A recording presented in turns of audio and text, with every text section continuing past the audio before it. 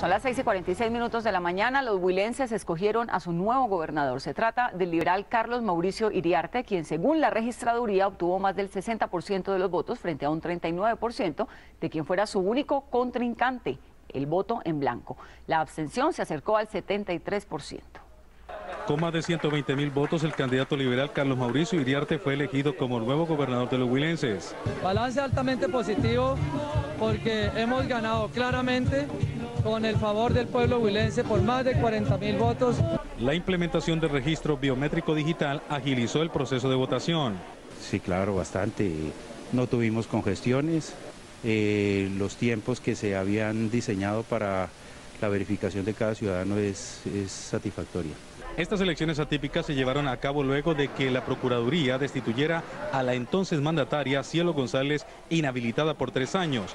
El nuevo gobernador de los huilenses se posesionará el próximo viernes. En Neiva, Edgar Donoso, Noticias Caracol. A las 6:47 de la mañana vamos con las historias de nuestro ojo de la noche en Bogotá, Eduard Porras. El robo a un local que quedó en video y la emergencia por un joven que estuvo más de 5 horas en una torre de energía marcaron la noche capitalina y todo nos lo amplía don Eduard Porras. Buenos días, Eduard. Juan Diego, muy buenos días para usted y todos los televidentes de Noticias Caracol. Comenzamos con el robo a una panadería que ocurrió en el sur de Bogotá y que quedó grabada en video. Resulta que son 4 jóvenes que no superan los 22 años, uno con pistola, los otros 3 con arma blanca. Llegan al establecimiento, intimidan al propietario, se roban el dinero de la caja, pero para colmo de males se llevan el yogur, se llevan varias bolsas de leche y uno de ellos se robó hasta el pan. En video quedó registrado el asalto a una panadería en un barrio del sur de Bogotá. Los delincuentes, que según su propietario llegaron desde muy temprano al local, al parecer son familiares de una de las empleadas. Que la última empleada que me ayudaba fue cuando se procedió el momento, ella fue la que avisó a los con los que cooperaba ella. Después de analizar los movimientos del panadero, uno de ellos sacó de su chaqueta un revólver con el cual intimidó y robó al propietario, que no tuvo otra opción que entregar sus pertenencias. Mientras tanto, otro joven delincuente llegó hasta la caja registradora, donde luego de varios intentos sacó el dinero que supera los 800.000 pesos, que era el producido por las ventas del día. Para colmo, los otros 2 ladrones sacaron varias botellas de agua y en una maleta este otro vándalo desocupó la nevera llevándose yogures, jugos en caja y hasta algunas bolsas de leche. Llevaron parte de mercancía de alpinas, de gaseosas, así lo que más pudieran, como se dice. En cuestión de 2 minutos y ya con el botín en mano se marcharon y huyeron por una de las calles del barrio Danubio Azul en la localidad de Usme. Lo más preocupante es que esta misma banda tiene aterrorizados a los tenderos de esta parte de la capital. Sí, días antes también ya habían robado un negocio aquí cerca, entonces ya es como la misma banda que se presta la mamá de ellos, la que cuadra como la banda todo. Con estas cintas de las cámaras de seguridad, la policía los busca por todo el sector. Ya están identificados, ¿no? Ahora vamos con lo que ocurrió también en el sur de Bogotá, con una emergencia por culpa de un hombre de 23 años que se subió a la parte alta de una torre de energía. Duró aproximadamente 5 horas, los bomberos oficiales llegaron con 3 máquinas, la Policía Nacional, los habitantes del sector y todos tratándolo de convencer que no se lanzara al vacío. Aquí está lo que sucedió desde la localidad de Usme. Este hombre, en un aparente estado de embriaguez, mantuvo en vilo a socorristas, policías y habitantes del barrio Danubio Azul en la localidad de Usme, en el sur de Bogotá. Dicen quienes lo conocen que al parecer su ex esposa no le permite ver a su hija menor de edad. Por tal motivo decidió subirse a la torre de energía por donde se transportan 114.000 voltios que surten de energía a varios barrios del sector, amenazando con lanzarse al vacío. Los policías de la localidad trataron por todos los medios de convencerlo para que bajara, pero sus intentos fueron fallidos. Ya en la medianoche en Bogotá, el hombre que está en la parte alta de la torre ya lleva por lo menos 5 horas amenazando con lanzarse al vacío. Los bomberos oficiales van a hacer su último intento utilizando el camión escalera. ¿Qué pedía él? Hablar con la familia, especialmente hablar con la hija, quería ver la hija. Entonces ya es un problema familiar. Gracias a la intervención del médico psiquiatra de la Secretaría de Salud, pues se pudo convencer y bajar en buenos términos. Después de la 1 de la mañana y ante las palabras de aliento de 3 bomberos que fueron subiendo en la canastilla hasta el punto exacto donde se encontraba el joven de 23 años, bajó de la torre. De inmediato fue remitido hasta un centro asistencial donde se encuentra bajo un estricto tratamiento médico. Por último, les cuento que anoche, casi a las 7:30 de la noche, ocurrieron dos crímenes en Bogotá. Uno muy cerca al humedal Juan Amarillo en la localidad de Suba y el otro en Bosa, donde dos hombres perdieron la vida a manos de dos sicarios. Y por los dos hechos no hay personas capturadas. Gracias, Eduard Porra. Regresamos más adelante con usted. En otras informaciones, la policía investiga el origen de un panfleto en el que desconocidos amenazan de muerte a la alcaldesa de Campo Alegre, Huila. En el documento también son blanco de amenazas los promotores de la revocatoria del mandato de la funcionaria y algunos empleados públicos. Este es el panfleto que circula en los barrios de Campo Alegre, Huila, en el que se amenaza de muerte a la alcaldesa del municipio, a los promotores de la revocatoria de su mandato y a otros funcionarios públicos de la administración. Estamos verificando si en realidad tiene que ver algo con el grupo narcoterroristas de las FARC. De igual manera, pues se reiteraron y se reforzaron las medidas de seguridad.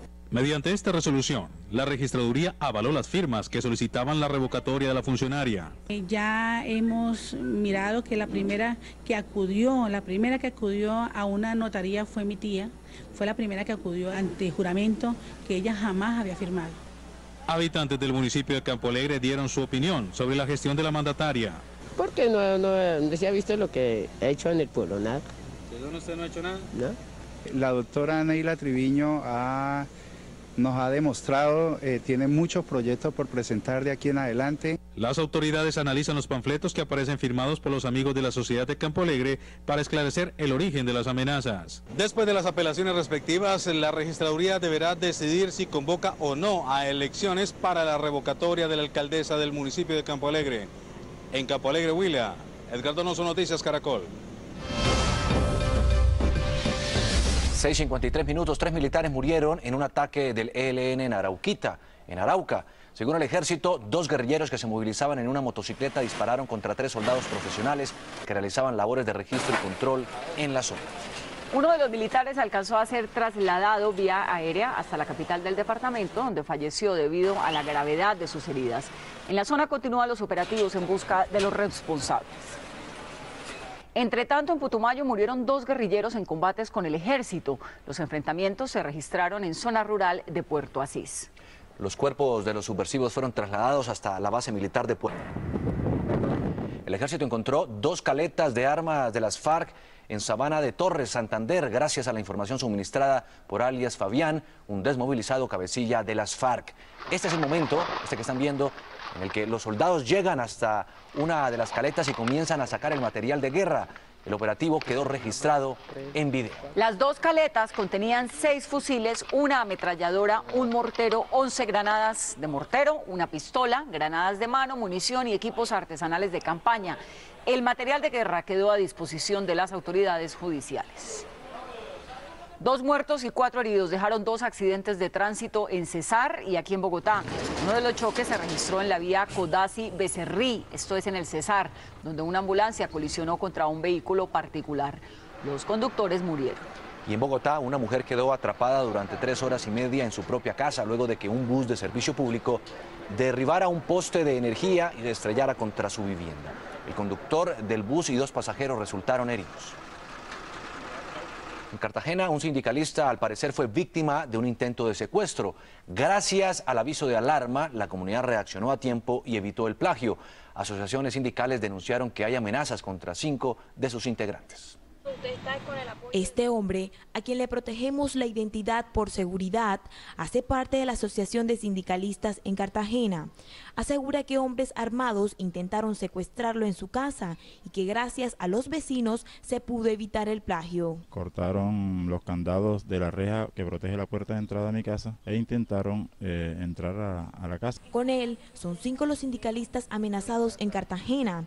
En este panfleto, que aparece firmado por los rastrojos, les exigen abandonar la ciudad en un plazo máximo de 24 horas. Actualmente habemos amenazados abiertamente alrededor de unos 5 dirigentes sindicales que agrupaban 5 organizaciones. Por eso, le piden garantías de seguridad al Estado colombiano. Las investigaciones ante la Fiscalía sin ningún resultado, la Policía Nacional nos reúne, hablamos, no tienen nada en concreto. Las autoridades investigan el origen de las amenazas. Es un hecho que lo consideramos como un intento de hurto.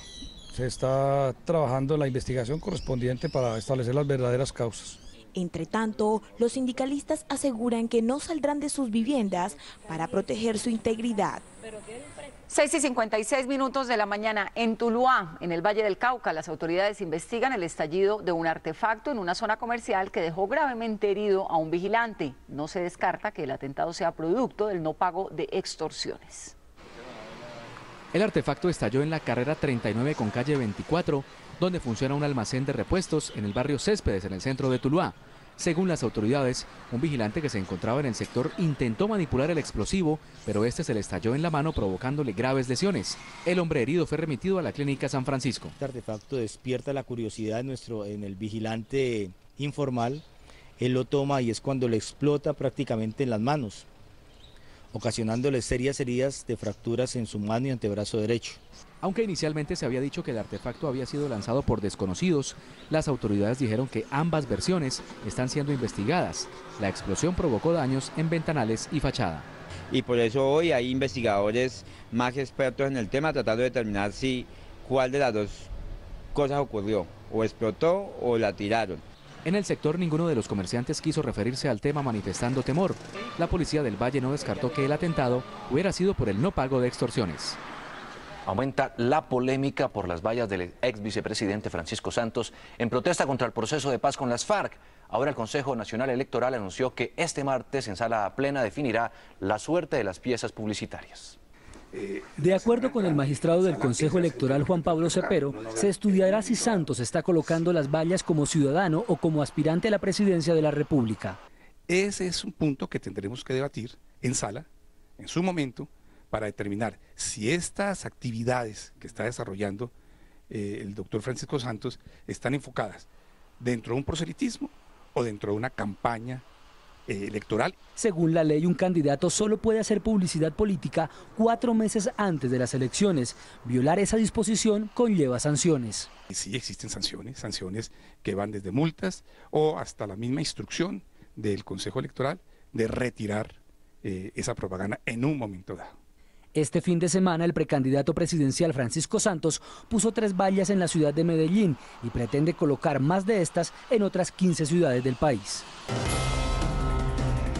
7:27 de la mañana, vamos a Barranquilla, donde en las últimas horas se presentó un grave caso de intolerancia entre 2 jovencitas menores de edad.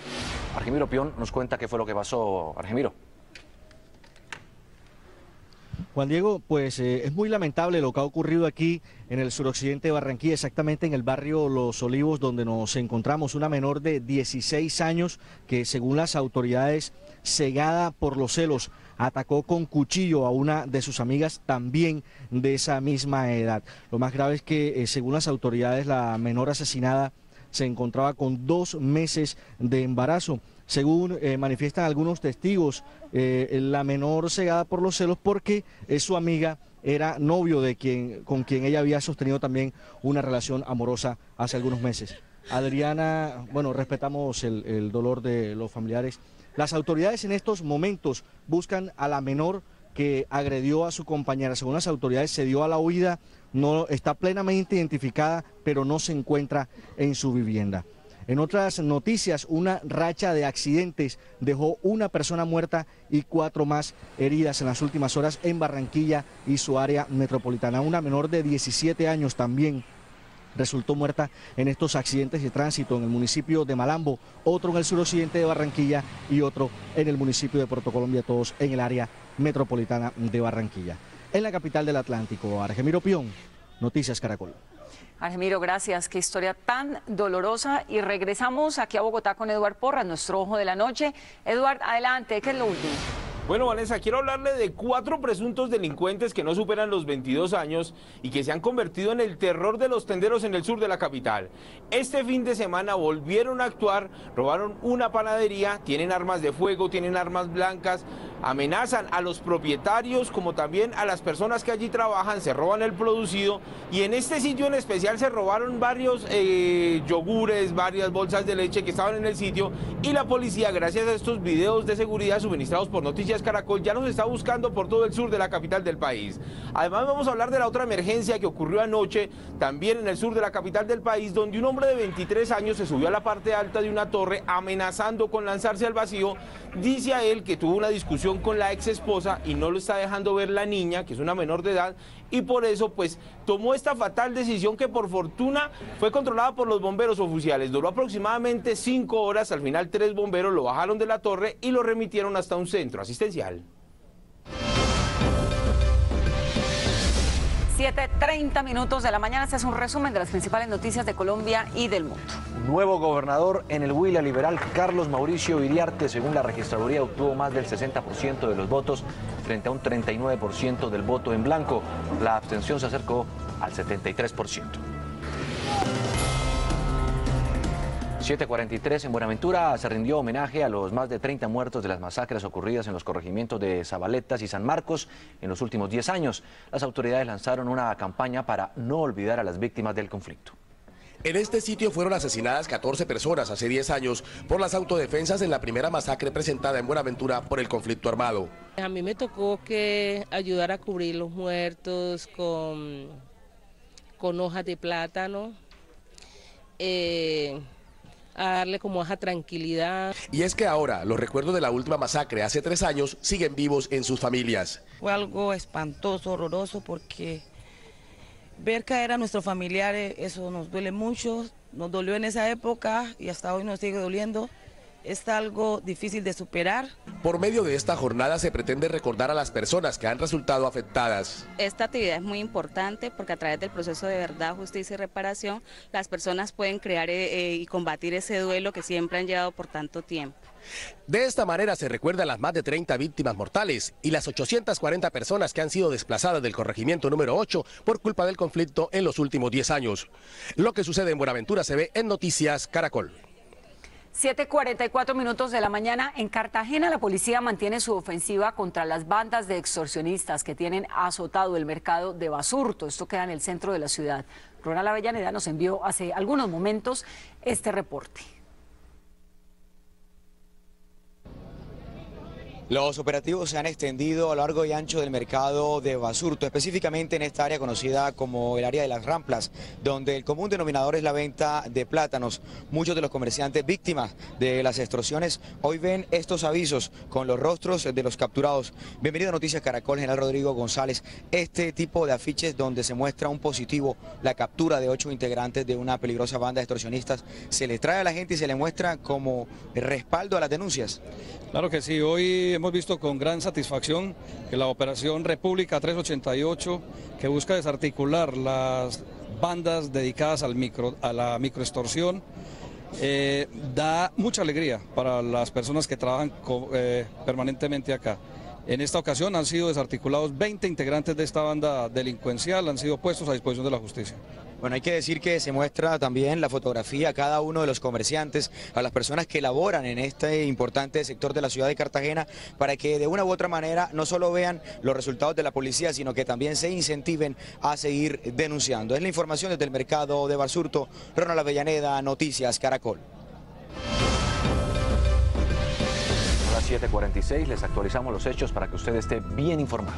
Un grave caso de violencia entre jovencitas se presentó anoche en Barranquilla. Una menor de 16 años le quitó la vida a otra de la misma edad que se encontraba en estado de embarazo, al parecer motivada por celos. Luego de la violenta pelea, una de ellas fue trasladada a un centro asistencial donde murió. Huila tiene nuevo gobernador, se trata del liberal Carlos Mauricio Iriarte, quien según el último boletín de la Registraduría Nacional obtuvo más del 60% de los votos frente a un 39% de su único contrincante en las urnas, el voto en blanco. La abstención superó el 72%, solo sufragaron 203.000 personas. Susto en las alturas. 5 horas permaneció un joven de 23 años en la parte alta de una torre de energía, amenazando con lanzarse al vacío. Esto pasó en Usme, en el sur de Bogotá.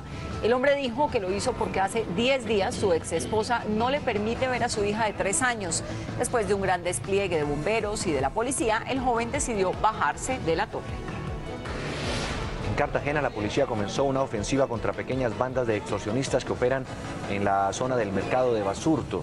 Las fotografías de los delincuentes están siendo expuestas en este sector comercial y se pide a la comunidad su colaboración para desmantelar las organizaciones criminales.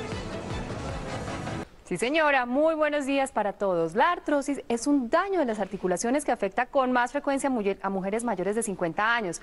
Pero ojo, eso no quiere decir que no se presente en mujeres más jóvenes o en hombres. Les cuento que las articulaciones más afectadas suelen ser las manos, rodillas, caderas y hombros. Y lo que sucede es que con el paso del tiempo, estas articulaciones se van desgastando por diferentes causas que veremos a continuación. Atentos, porque muchas de ellas se pueden prevenir.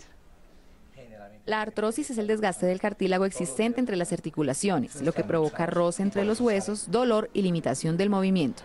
Síntomas que Lucila recuerda muy bien. Empezaron mis dolores por ahí como hace más o menos 10 o 12 años, pero yo fui a la fisiatra. Ella me empezó con el tratamiento y me descubrió que estaba empezándome la artrosis. Es un dolor tipo mecánico, se presenta más ya en horas de la tarde, de la noche. La osteoartrosis no vemos tanta inflamación, el paciente sí motiva una consulta por dolor y vemos ya en las imágenes disminución de los espacios articulares. Esta disminución del cartílago se puede dar por la edad, factores genéticos, por herencia y en algunos casos no se puede establecer la causa exacta. Sin embargo, en otros puede ser provocada por factores externos. Definitivamente el sobrepeso y la obesidad es uno de los factores de riesgo para osteoartrosis, en especial de rodillas, posiblemente también de caderas. Si tenemos una articulación que está diseñada para nuestro cuerpo, para soportar determinado peso, la sobrecargamos en peso, ese cartílago va a empezar a recibir todo ese impacto y termina presentando un proceso de desgaste prematuro. Ciertas actividades y oficios también son un factor de riesgo. Algunas artrosis, como por ejemplo hombro, son más frecuentes en personas que trabajan con martillos mecánicos, con taladros, y en deportistas de alto impacto vemos más artrosis, por ejemplo, de rodillas, dependiendo de qué tipo de ejercicio ellos estén realizando. Como yo siempre trabajaba en la máquina de escribir en ese tiempo, de pronto la posición que uno utiliza en ese estar prendido de escriba y escribe en la máquina, de pronto eso me afectó. El cartílago que se ha perdido no se puede recuperar, por eso lo mejor es consultar lo más pronto posible ante síntomas como el dolor para iniciar a tiempo un tratamiento que detenga el proceso. El tratamiento incluye medicamentos, terapia, cirugía e incluso el reemplazo de la articulación cuando el problema está muy avanzado. Termina la información de salud, nos vemos al mediodía. Hasta aquí las noticias, nos vemos a las 12:30 con una nueva edición informativa. Ya viene día a día, esto es Noticias Caracol. Primero Noticias, buenos días. Buenos días.